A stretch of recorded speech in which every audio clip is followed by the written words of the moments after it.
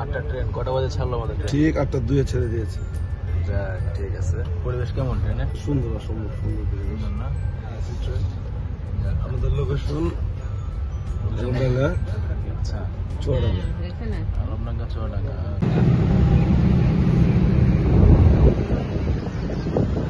যাচ্ছে আলমডাঙ্গা, ঢাকা থেকে আলমডাঙ্গা যাচ্ছে। খুব ভালো লাগছে ট্রেনে করে।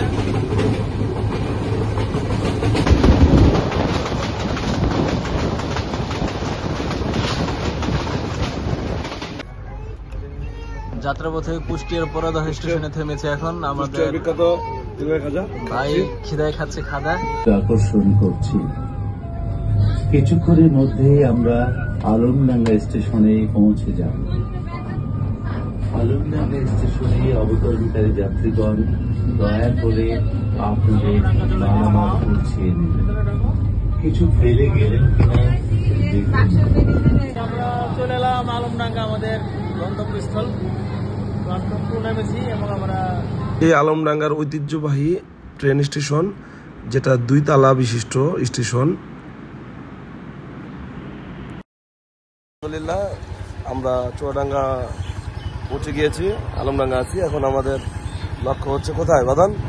আমার লক্ষ্য এখন এই যে আলমডাঙ্গার মধ্যেই কুমারী গ্রামে যাবো। ওখানে একটা কুমারী সার জমিদার বাড়ি আছে, সেই জমিদার বাড়িটা দেখে আসি।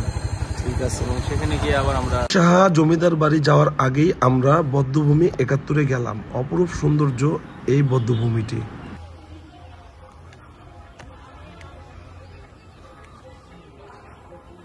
বাদন কি অবস্থা? অবস্থা বদ্ধভূমি তো আসলে যেমন হবে, এখানে মানুষজন গণহত্যা চালানো হয়েছে। এখানে এখানে মানুষ হয় না, খারাপ লাগতেছে প্রতিকৃতি দেখে।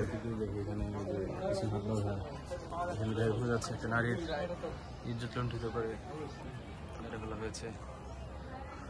এই হচ্ছে উল্টো করে চলানো হয়েছে। ঐতিহ্যবাহী বধ্যভূমি। এই হচ্ছে ঐতিহ্যবাহী বধ্যভূমি। আমরা এখন যাবো কোথায়? যাবো কুমারী পাশের গ্রাম, এখানে একটা জমিদার বাড়িতে আমরা ভিজিট করতে যাবো। ওকে।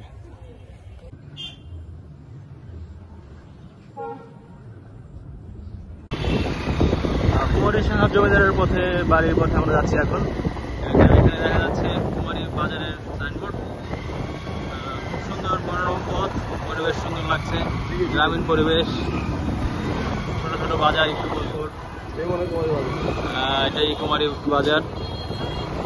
কুমারী বাজারের সামনে চলে এসেছি। এখানে সবুজ টাটকা শাকসবজি দেখা যাচ্ছে। মানুষ ডাঁটা শাক নিয়ে যাচ্ছে, এখন ডাঁটার সিজন। এই ডাঁটা, সবুজ বেগুন, পুঁই শাক।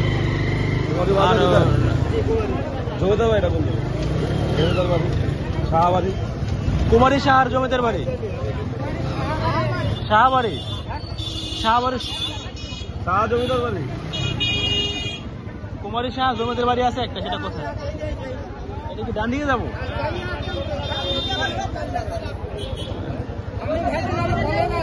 আচ্ছা, কলেজের পাশেই। আচ্ছা, শাহবাড়ি জমিদার বাড়ি, কে লাগে লোক বলে শাহবাড়ি। আমরা পৌঁছে গেলাম কুমারী সাহাব জমিদার বাড়িতে।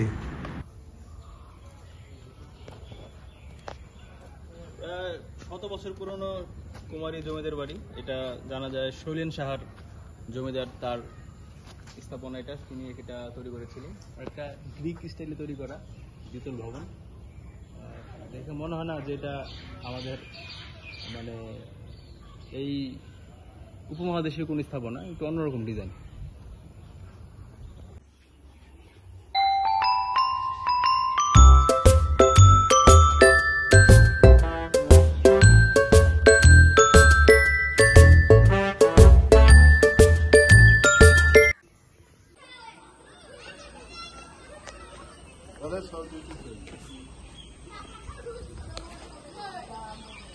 দুটা ঘাট বিশিষ্ট পুকুর, ঘাটের ডিজাইন সেটি ভেঙে গিয়েছে। অনেক উঁচু, কিছু আর এই ধরনের ডিজাইন আমি দেখিনি। শেষে আমরা এই পুকুর পরিদর্শনের মাধ্যমে আমাদের চুয়াডাঙ্গা সফর শেষ করলাম। ভালো থাকবেন, দেখা হবে অন্য কোনো ভিডিওতে। আল্লাহ হাফেজ।